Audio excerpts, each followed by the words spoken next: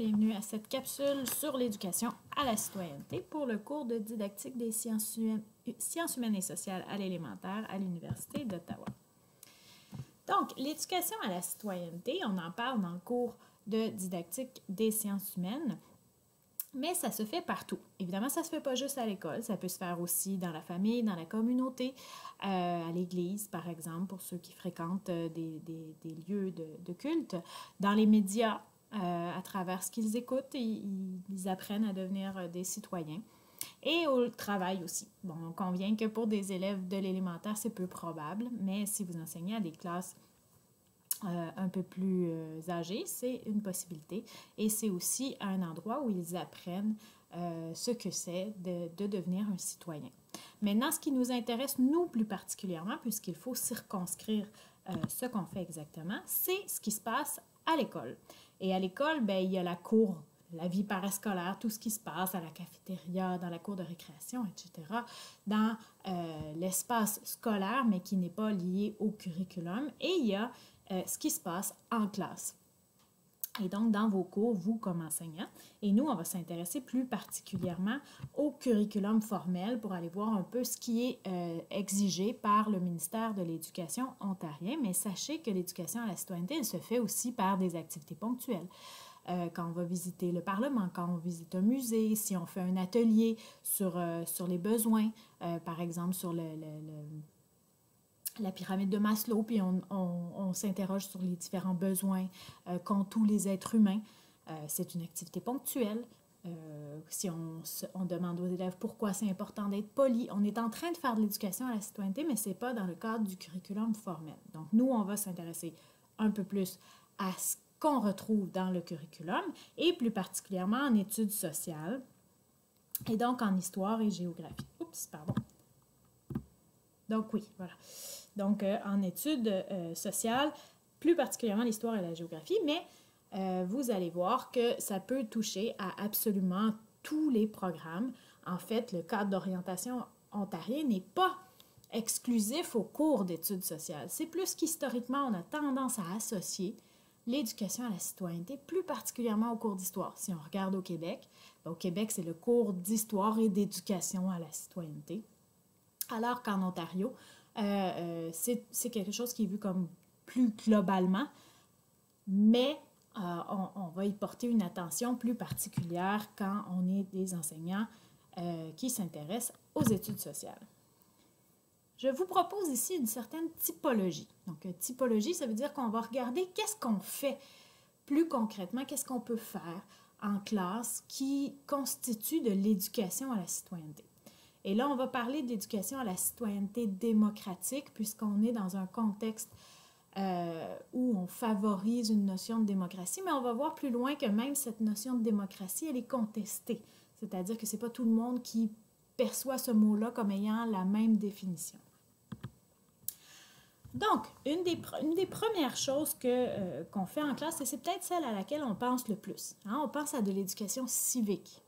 L'éducation civique fait partie de l'éducation à la citoyenneté, mais c'est plus cette idée de connaissance du gouvernement, de comprendre comment fonctionnent les institutions démocratiques, c'est quoi leur histoire, comment, par exemple, on va distinguer le législatif de l'exécutif, du judiciaire, comment fonctionnent les élections, comment fonctionne le système au Canada, c'est-à-dire qu'on a un système fédéral avec un gouvernement central à Ottawa, mais des gouvernements aussi pour chacune des provinces. Donc ça fait partie des connaissances civiques. Un deuxième volet de l'éducation à la citoyenneté, c'est celui des habiletés intellectuelles de la citoyenneté.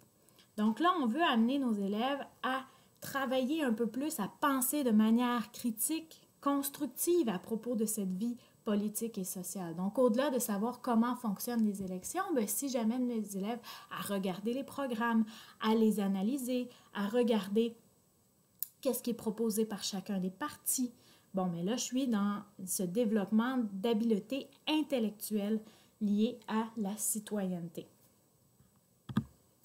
Tout ça, là, il va y avoir deux autres volets, mais ça provient de Patrick Evans. Donc, vous allez voir quand vous allez avoir votre journal de bord à compléter, je vais vous demander une petite activité où vous devez identifier, selon vous, c'est quel volet Donc, c'est ici, c'est ces deux volets-là et les deux de la diapositive suivante. Donc, le troisième volet, qui est les habiletés participatives de la citoyenneté.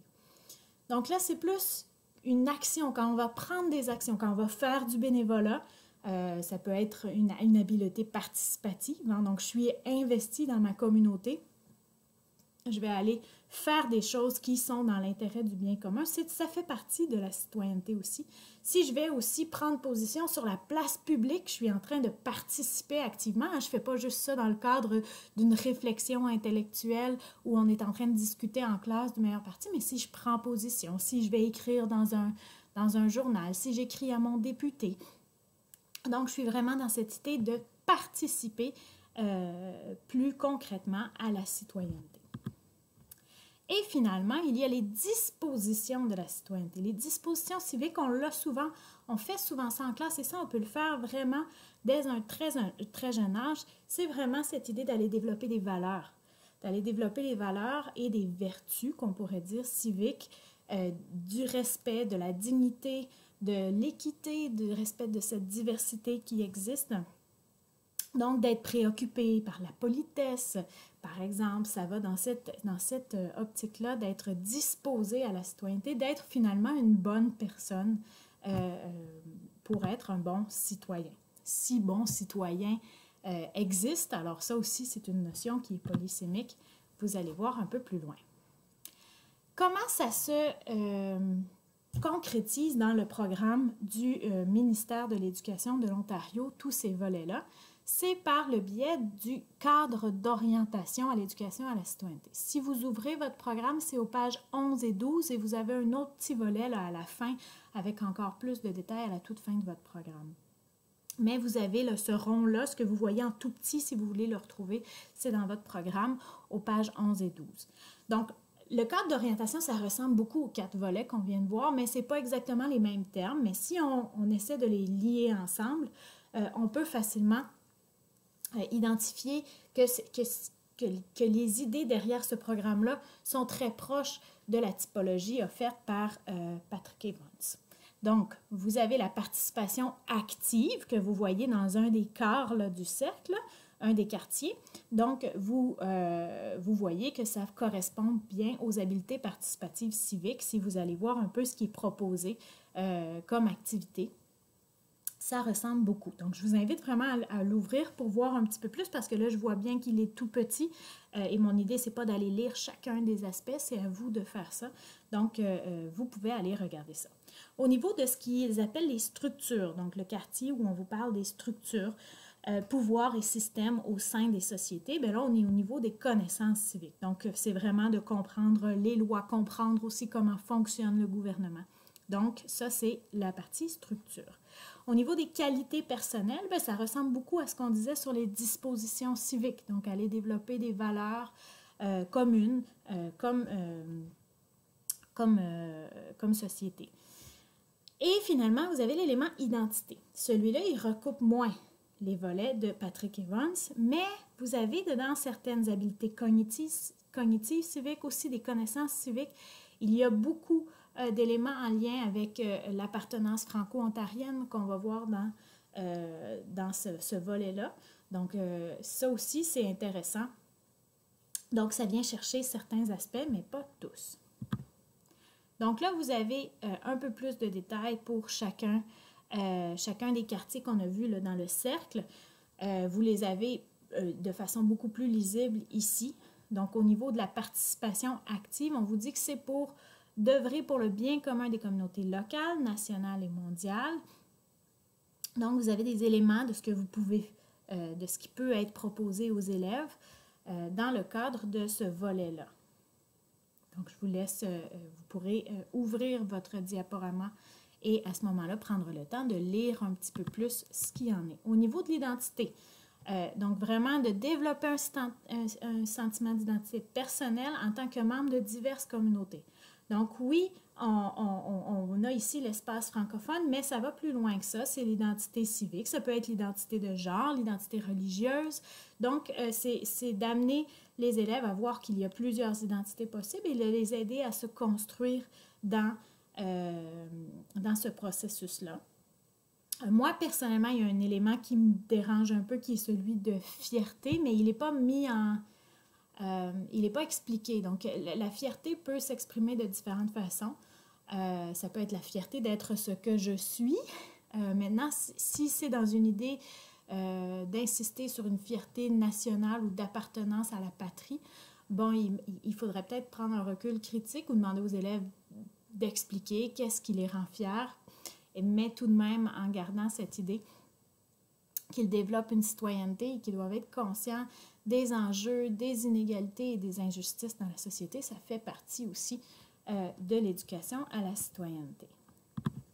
Au niveau des qualités personnelles, donc vous avez on veut développer des valeurs, hein, c'est le terme que j'utilise un peu depuis tantôt. On veut développer la personnalité, donc inclusivité, équité, intégrité, développer l'empathie, le respect. Donc, c'est aussi, ça fait partie du cadre d'orientation. Et finalement, au niveau des structures, pouvoir et systèmes au sein des sociétés, bien là, on va regarder qu'est-ce que la démocratie, quelles sont les institutions, qu'est-ce que ça veut dire le pouvoir, donc quelles sont ces relations de pouvoir quand on dit système formel et informel. Donc, il y a énormément d'éléments là. Ce que vous devez vous rappeler par rapport à ce cadre d'orientation, ici, là, que vous voyez, que vous pouvez aller retrouver dans votre programme, dans votre curriculum, c'est que ce n'est pas unique aux études sociales et ce n'est pas non plus limité en termes des années. Donc, on ne s'attend pas à ce que chaque année, tout soit développé. Évidemment, pas en première année du primaire où on va développer tous ces éléments-là. C'est quelque chose qui se construit au fur et à mesure. Chaque enseignant choisit un peu ce qui l'intéresse là-dedans et décide de développer un ou des aspects relatifs à ça. Et ça n'a pas besoin d'être dans le cadre du cours d'études sociales. Tout ça, ça a des beaux avantages. Ça veut dire que ça vous laisse une grande liberté d'action.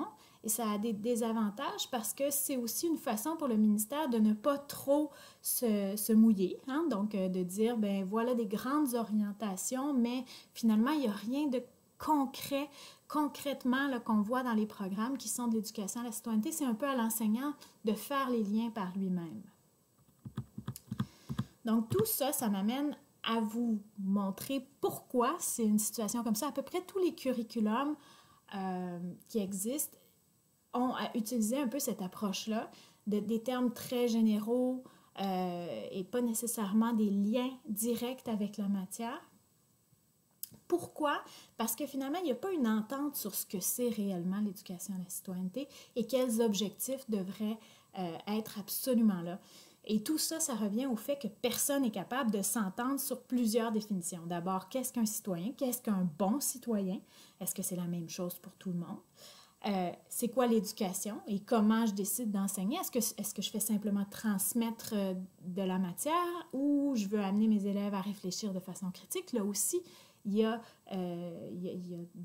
plein d'éléments qui vont entrer en jeu qui sont très fortement liés à notre notion d'éducation à la citoyenneté. Et finalement, la démocratie, ben, ce n'est pas non plus quelque chose qui est si simple parce qu'au Canada, par exemple, on est dans une démocratie représentative. Ça veut dire qu'on élit des gens qui nous représentent, mais on n'est pas dans une démocratie comme à Athènes, où tous, et entre guillemets, je dis bien tous, puisque ce n'était que 10% de la population, mais ceux qui étaient citoyens devaient participer activement et non, c'était une démocratie directe, donc ils prenaient position sur absolument tout. Ils n'étaient pas représentés par quelqu'un. Donc, on n'est pas exactement dans la même notion de démocratie, pouvoir par le peuple, quand on est dans une démocratie représentative. De la même façon, on a un Sénat qui est non élu. On a un gouverneur ou une gouverneure générale qui est un représentant de la reine d'Angleterre. Officiellement, le chef d'État du Canada, c'est la reine d'Angleterre. Donc, tout ça, ça vient nous demander est-ce qu'on fait réellement partie d'une démocratie ou non? C'est une question que certains se posent et ça se pose un peu partout dans le monde. Il y a des régimes qui, clairement, pour nous, ne nous apparaissent pas démocratiques. Or, ils portent le nom de démocratie. Souvent, les régimes communistes vont porter le terme démocratie. Donc, c'est là où on voit que même le terme démocratie, c'est quelque chose de très, qui n'est pas consensuel. Donc, c'est à vous aussi de voir ce que vous entendez par démocratie. Je voulais vous présenter très brièvement une recherche de Joel Westheimer en collaboration avec Kane, où là, le prénom, je ne me rappelle plus trop. Donc, il date de 2004. Joel Westheimer est professeur à la faculté d'éducation, plus du côté anglophone, mais on a la chance à l'Université d'Ottawa d'avoir ce chercheur-là qui a produit une recherche en 2004 qui est un peu devenue comme le fondement de beaucoup d'études sur l'éducation à la citoyenneté. Donc, ce qu'ils ont proposé, c'est parti d'une recherche qu'ils ont faite dans des écoles aux États-Unis. Je ne vais pas aller là, dans le détail exactement de comment ils ont procédé. Vous avez, si ça vous intéresse, vous avez la référence pour l'article à la toute fin. Ce qui est intéressant qu'ils nous proposent et sur lequel je vais vous amener un petit peu plus, c'est cette typologie où on a 3 sortes de citoyens. Donc, finalement, c'est pour démontrer que quand les enseignants décident de faire de l'éducation à la citoyenneté, ils n'ont pas tous dans leur tête la même définition de ce que devrait être un citoyen. Et eux-mêmes, comme citoyens, n'offrent pas les mêmes, n'ont pas les mêmes idées tous et ne perçoivent pas leur citoyenneté de la même façon les uns et les autres. Donc, on va y aller un peu plus dans le détail. Vous avez pour eux un premier niveau, qu'on pourrait dire, qui est le citoyen personnellement responsable. C'est un citoyen respectueux qui agit individuellement. Bon, il va amener son sac recyclable à l'épicerie, il va respecter les limites de vitesse, il va être poli, à chaque année, il va faire ses dons à la banque alimentaire. Donc, il est personnellement responsable. On a ensuite le citoyen impliqué, celui qui est participatif. Donc, lui, il pousse un petit peu plus, il va s'impliquer, il va agir collectivement. C'est lui qui va organiser, par exemple, la banque alimentaire. C'est lui qui va se présenter aux élections, faire du bénévolat, avoir des démarches auprès de son représentant. Donc, par exemple, écrire une lettre, partir une pétition. Okay? Donc, on a un citoyen qui est là participatif. Finalement, un dernier niveau, on a le citoyen orienté vers la justice. Donc, celui-là, il dit, bien, finalement, ça ne suffit pas de s'impliquer ou de faire du bénévolat, ou par exemple, dans le cas de la banque alimentaire, ça ne suffit pas. Moi, je veux savoir pourquoi, finalement, il y a des pauvres et il y a des riches. Pourquoi j'ai même besoin d'organiser une banque alimentaire? Qu'est-ce qui fait que, comme société, on en est rendu là où il y a des individus qui n'ont pas accès à la nourriture de la même façon que les autres. Donc, lui, il veut aller chercher les racines du problème pour provoquer ou soutenir le changement social. Donc, il veut vraiment sensibiliser les autres. Donc, c'est le citoyen qui va aller manifester, c'est le citoyen qui va organiser la signature de pétition.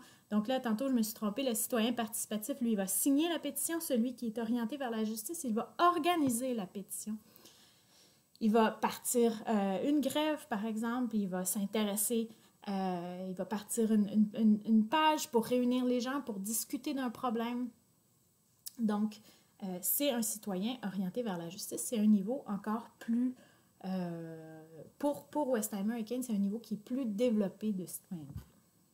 Mais, on peut s'interroger. C'est-à-dire que dans le cadre d'un citoyen orienté vers la justice, il se peut que quand on fait des choses comme ça, bien, on ne respecte pas nécessairement l'ordre établi ou les lois. Donc, par exemple, si je manifeste, il y a des moments où c'est permis de manifester, il y en a d'autres où non. La même chose pour les grèves. Il y a des grèves légales, des grèves illégales. Donc, à ce moment-là, ben, on a un citoyen qui, pour avancer ses idées, ne va pas respecter l'ordre établi.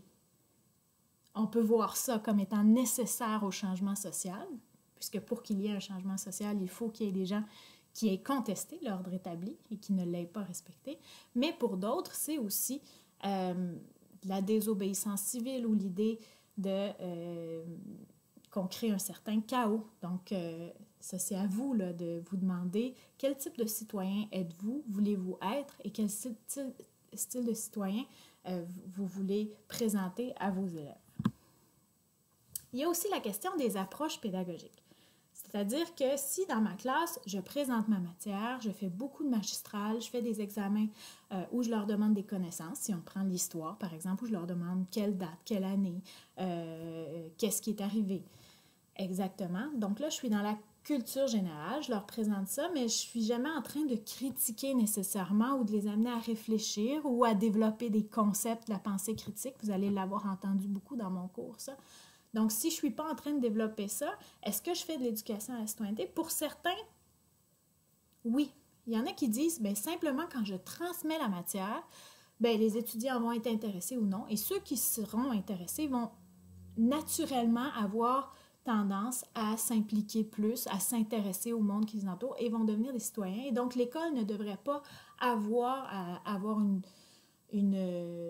cadre d'orientation clair sur l'éducation à la citoyenneté puisqu'elle se fait d'elle-même en transmettant des connaissances.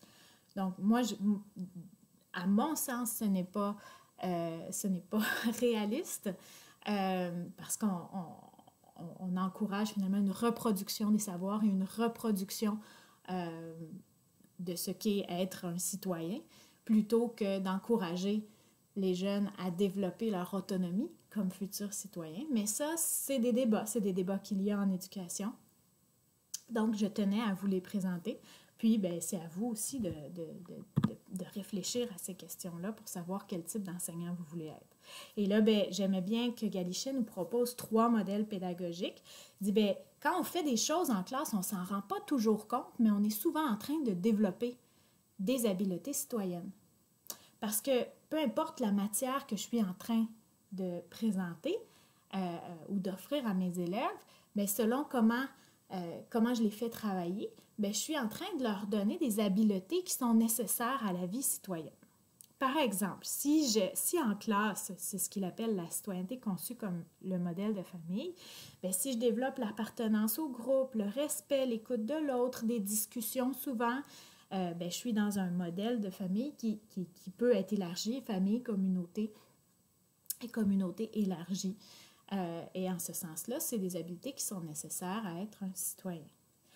Je peux aussi faire du travail de groupe, de la pédagogie par projet, de la coopération en vue d'avoir un objectif commun. Bon, lui, il appelle ça « inspiré du monde du travail ». C'est vrai que c'est assez en lien, hein, c'est des choses, c'est des habiletés qui vont être utiles au niveau du monde du travail, mais c'est aussi des habiletés qui peuvent être transférées dans un contexte où l'élève est un futur citoyen. Et finalement, j'ai la citoyenneté inspirée du modèle de la discussion. Donc là, ce n'est pas simplement discuter comme ci, comme ça, de n'importe quoi. C'est vraiment amener un débat, amener un sujet de société, un problème, une problématique sociale, avoir des grandes discussions, poser des grandes questions. La philosophie pour enfants, ça, c'est vraiment génial. Si vous voulez aller faire des recherches en ligne, il y a des programmes qui sont développés en Ontario aussi. À partir de la philosophie pour enfants. Et on a des tout petits au jardin d'enfants à qui on pose des grandes questions existentielles et c'est vraiment merveilleux de les écouter et de voir finalement que quand on laisse parler les enfants, ils ont vraiment plein de choses à dire et ils ont une réflexion beaucoup plus poussée qu'on peut l'imaginer. Donc là aussi, ce modèle de discussion-là va amener les élèves à développer des habiletés qui sont nécessaires pour être un citoyen par la suite. Maintenant, je ne vais pas aller dans le détail, mais si ça vous intéresse, encore une fois, vous avez la référence à la fin du diaporama. Mais Galichet vous explique que chacun de ces modèles-là a ses avantages, mais a aussi plusieurs limites. Donc, je vous invite à aller voir, si ça vous intéresse, les voici, ces références, si vous avez envie d'aller plus loin. Merci beaucoup pour l'écoute. Ça se termine ici.